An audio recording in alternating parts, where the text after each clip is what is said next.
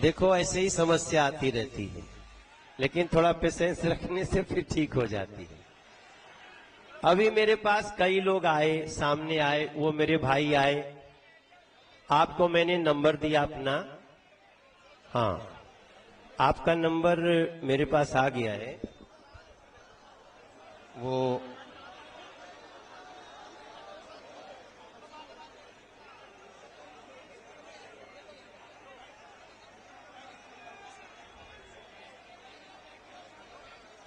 आपको देखिए मेरा फोन आ रहा है, देखिए तो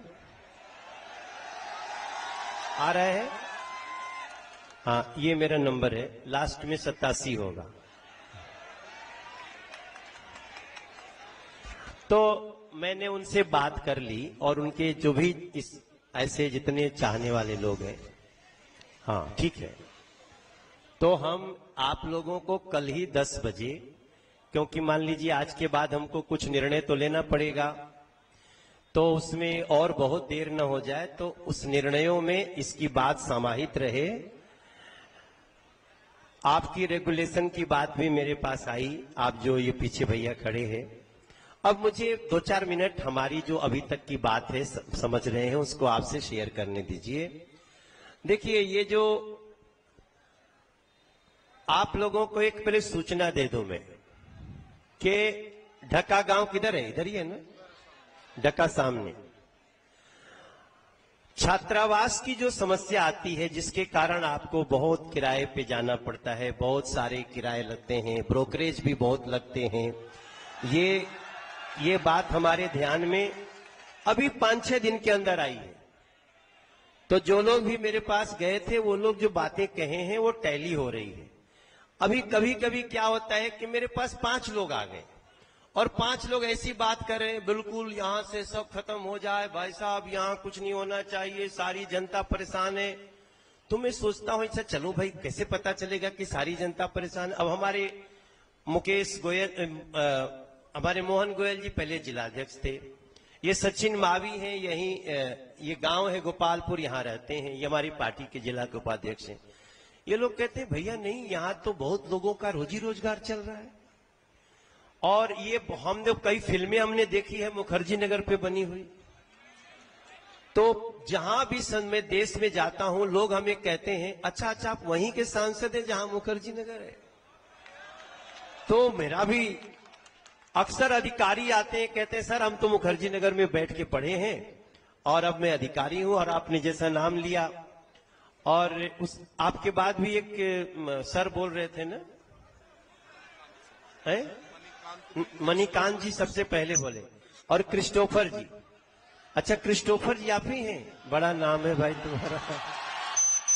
अच्छा, और हमारे अखिल मूर्ति जी, चलिए मेरा सौभाग्य नहीं हुआ पढ़ने का आप लोगों से, और मणिकांत जी आपसे तो मेरी भेंट होती रहती है। देखो भैया, मैं चाहता हूं कि मुखर्जी नगर जिस तरह से पहचान है उसको बनाए रखा जाए, इसको कोई डिस्टर्ब करने वाली शक्ति हमारे बीच में न आए। मैं इसका पक्षधर हूं, दुनिया सुन ले, खूब अच्छे से सुन ले कि मैं चाहता हूं कि मुखर्जी नगर हर हाल में बचे भी, सजे भी, और जो समस्याएं हैं उनको दूर भी किया जाए। समस्याएं दोनों तरफ की दूर होनी चाहिए, जो छात्र को हो रही है वो भी दूर होनी चाहिए। जो इसके कारण कई लोग हमारे ऐसे परिचित हैं जो कहते हैं देखो जी मेरे घर के बाहर इतनी भीड़ लगती है, लोग आते हैं बहुत सिगरेट पीते रहते हैं जी, मेरा जीना दुभर हो गया। देखो आज मुझे थोड़ा दिल से बोलने दो, तो मैं उन लोगों को भी कहता हूं अच्छा चिंता मत करो माता जी, बहन जी, मैं बात करता हूं, समाज में सभी लोग एक तरह के नहीं होते हैं। अब इन सारी चीजों पे हम आगे बढ़ने से पहले जो हमारी सबसे बड़ी समस्या है सीलिंग। अब भाई अभी तो हम और समस्या का निदान कर रहे हैं, आप कह रहे हो कि हम जड़ से काट देंगे। तो मैं आप लोगों की समस्याओं को देखता हुआ एक बेसमेंट को छोड़ के, बेसमेंट में कुछ घटना घटी है, हालांकि मैं उस पर भी डिस्कशन का समर्थक हूं, क्योंकि ऐसा तो है नहीं कि खाली बेसमेंट में लाइब्रेरी चलती है। अभी हमारे पास राजेंद्र नगर से कम 400 बच्चे आए। मेरा घर जो छोटा सा लॉन है सब भर गया। मैंने पूछा क्या है, बोले कि भाई साहब जब से बेसमेंट की लाइब्रेरी खत्म हुई और हम दूसरे लाइब्रेरी में गए तो जो लोग लाइब्रेरी का जो पैसा लेते थे वो डबल ट्रिपल कर दिए। ऐसा मेरे पास सूचना है। अब मेरा मन बहुत चिंतित हुआ, इसलिए इन सारी समस्याओं को भी उन लोगों को नोट करना चाहिए जो चाहते हैं कि उनका भी काम चले, छात्रों का जीवन भी अच्छा से चले और दिल्ली एक बहुत बड़ी सेंटर है वो बनी रहे। कई बार मैं देखता हूं कि राजेंद्र नगर में जो नहीं हो रहा है वो मुखर्जी नगर में हो रहा है। मैं ऐसा देख रहा हूं कि आपने कहा भी कि कोई अधिकारी ऐसे आ जाते हैं जो कि जीना दूभर कर देते हैं। तो अभी मुझे कुछ अधिकारियों की क्या हो गए लोग, सॉरी भैया क्या हुआ, इसको संभाल के रखना। अब देखो अंदर वाला निकल जाता है। भोजपुरी हमारी भाषा है। आप कितने लोग भोजपुरी जानते हो? अरे रामा रामा रामा, बहुत बहुत धन्यवाद। तो का माई के भाषा अभी आवत रही रास्ता में, हमारे माई हमसे बतियावत रही तो निकल गए। जो अधिकारी नियमों का बिना ध्यान दिए या कोर्ट के गलत इंटरप्रिटेशन करके जिन लोगों ने आपको तकलीफ दिया है उसको 24 घंटे के अंदर सजा देंगे, ये आप याद कर लीजिए। 24 घंटे के अंदर। यहां से मैं हमारे राजा इसको नोट करो, अगर कोई भी व्यक्ति जो गलत इंटरप्रिटेशन करता है, क्योंकि मुझे एक कागज दिखाया गया है जिसमें कहा गया, कोर्ट ने पूछा जरा बताइए ऐसी कितनी जगह है, जैसे यही एक बिल्डिंग है ना जहां आग लगी थी, अब लगी। जिस दिन मैं आया था मुझे बहुत आप लोगों ने रगड़ा, कई लोग तो इतना रगड़े कि कुछ लोग हमको बोले अरे तो झूठे पगला है, भागना क्या जरूरत है। हमने कहा नहीं भाई अभी गुस्से में हैं लोग, छात्र हैं, तो इनको हमें सुनने दो। फिर हमको अंदर लोग ले गए, चलो अंदर चलो, देखो वहां बहुत सारे लोग। तो मैंने डीसीपी के साथ, अब कुछ लोग कहते थे हमें भी ले चलो, मैं कहा भैया मैं तुम्हारा प्रतिनिधि हूं ना यार, आप मेरे पे भरोसा करिए, कर सकते हैं। देखो सीसेट यहीं से शुरू हुआ था, मुझे अखिल जी ने याद दिलाया, अखिल मूर्ति जी ने, और मुझे 2 घंटे में समझ में आया कि सीसेट की व्यवस्था गलत है, इसको चेंज करना चाहिए। और आपको बताऊं आज, आप अंदर की कहानी सुन लीजिए। जब पहली बार हमने उसको अपने मंत्री के पास रखा तो उन्होंने क्या कहा, अरे भाई साहब 200 आदमी की समस्या है, क्या है इतना टेंशन लेते हो। हमने कहा 200 नहीं, वो 200 पद हो सकते हैं, 800 पद हो सकते हैं, उसमें भाग लेने वाले 2-2 करोड़ लोग हैं सर। और जब मैं यही बात प्राइम मिनिस्टर सर को समझाया कि सर ये 200 का नहीं, ये 2 से 4 करोड़ हर साल लोग इसमें एस्पिरेंट बैठते हैं, तब जाकर के उनके फैसले होते हैं। 1000 लोग चुने जाते हैं, 1200 लोग चुने जाते हैं, लेकिन केवल आप 200 की बात करके इसको नहीं करना चाहिए। और मेरी बात को 1 मिनट में प्राइम मिनिस्टर सर ने समझा और जो आपने कहा था उसको हम लोगों ने ठीक किया। तो ठीक है, मैं आपके जितना पढ़ा लिखा नहीं हूं, आप सब तो बहुत, देखो हम भी कंपटीशन दिए नहीं पास कर पाए, हम यूपीएससी भी ट्राई किए थे और दरोगा की परीक्षा भी ट्राई किए थे, लेकिन दरोगा हम बन गए थे। देखो ऐसा भी मत समझना कि मैंने 96 में सब इंस्पेक्टर की परीक्षा पास की, बिहार में भी यूपी में भी, लेकिन 96 मेरे जीवन का बहुत ही गजब का साल था। जैसे ही उधर रिजल्ट आया वैसे ही मेरा गाना निकल गया और मेरा गाना चल गया सर। मगर आज मैं फिर से आपका ये विषय ले रहा हूं। आपने कहा ना मुखर्जी नगर बचाओ, अब ये मत लिखो कि मनोज भैया आएंगे मुखर्जी नगर बचाएंगे, आप मेरा जबा कराएंगे। इतना प्रेशर दोगे तो राजनीति में भी हमारे बहुत विरोधी हैं, अच्छा ऐसा है तो तुम मनोज तिवारी ने आ गए तो मनोज तिवारी का काम होने नहीं देंगे। मैं बड़ी विनम्रता से बोलता हूं, ये सिर्फ मनोज तिवारी के चाहने से नहीं होगा।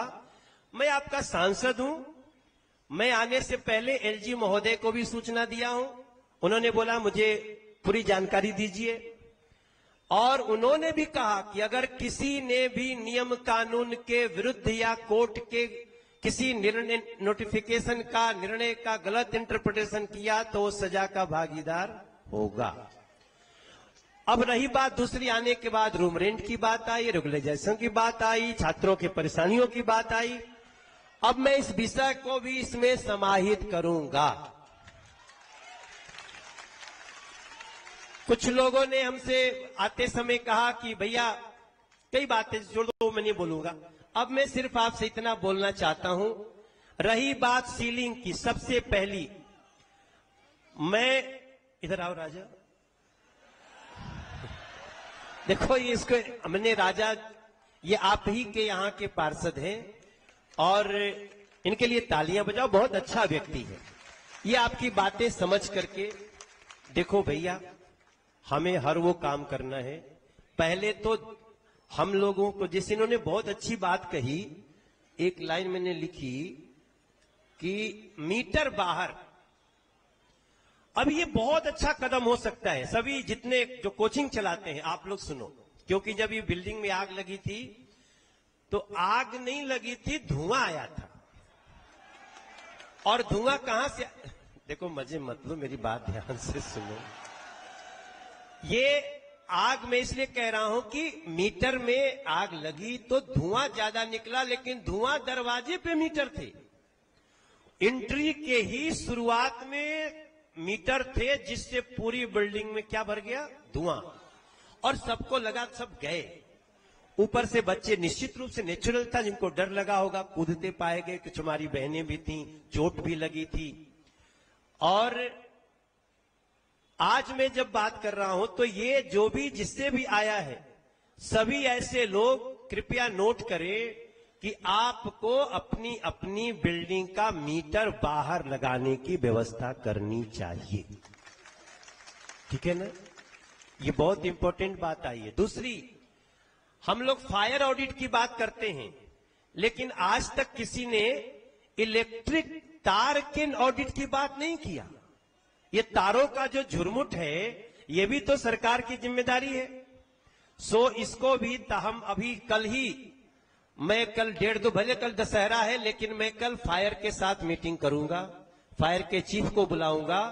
और हम चाहते हैं कि इलेक्ट्रिक ऑडिट भी हो कि आपने क्या व्यवस्था की है, किस तरह से आग लगती है, आपके तार कैसे हैं, आपके व्यवस्था में क्या आया है। और फायर एनओसी को हम मिनिमाइज करना चाहते हैं। हम इसको इतना का, दूसरी बात कि जैसे कोर्ट ने निर्णय दिया है अभी, अब कोर्ट ने निर्णय दिया है, बिल्डिंग कब बनी होगी, बिल्डिंग तो बनी होगी आपके 30-40 साल पहले। अब ये बिल्डिंग को तो जैसे हमको फायर नॉर्म्स में लाना है, उसका मिनिमम रिक्वायरमेंट करना चाहिए। मुझे लगता है इसके लिए तैयार भी होंगे सब लोग, तो उसको भी करेंगे। और इसको ऐसे करके हमारी कोचिंग भी चलती रहे और हमारे बच्चों के जो अलग अलग उनकी बातें हैं, उनकी समस्याएं हैं, उनके लिए भी देखो कोचिंग सेंटर को हमारे साथ बैठना पड़ेगा। जो बच्चों की समस्याएं आ रही हैं, उनके लिए भी हम सबको साथ बैठना ही पड़ेगा। तभी हम दोनों मिलके, एक पटरी पे रेलगाड़ी नहीं चलेगी। हाँ, मैं कर रहा हूं। क्या नाम है आपका? आरती। मैं करूंगा, मैं आपसे बात किया, आप सबसे बात करूंगा। अभी तो मैं इन लोगों की बात से, और जब तक ये नहीं होता है, कोई भी सीलिंग इस क्षेत्र में नहीं होनी चाहिए। ठीक है, और हम ये कर सकते हैं। हाँ जी बिल्कुल डेफिनेट होगा। हाँ, जो कोचिंग सील हो चुका है उसको हम यथाशीघ्र खुलवा करके आपके इस कार्य को करना चाहते हैं, क्योंकि जब हम फायर ऑडिट देखो, आप क्रिस्टोफर जी बहुत बड़े आदमी हो जो, लेकिन देखो भैया एक चीज सोचो। हाँ, एक चीज सुनो, अभी हम बेसमेंट पे नहीं जाएंगे, ठीक है ना। अभी ऐसा मत कहना कल से कि बेसमेंट को लेकर के एक बड़ी दुर्घटना घटी है। हम बेसमेंट में भी फ्यूचर में जाना चाहते हैं, कि उसको कैसे हम सुरक्षित बना सके, लेकिन बेसमेंट के अलावे जो है उसको सीलिंग ना हो और जो हो गया है उसको यथाशीघ्र खोला जाए। हम इसके लिए आगे बढ़ने जा रहे हैं।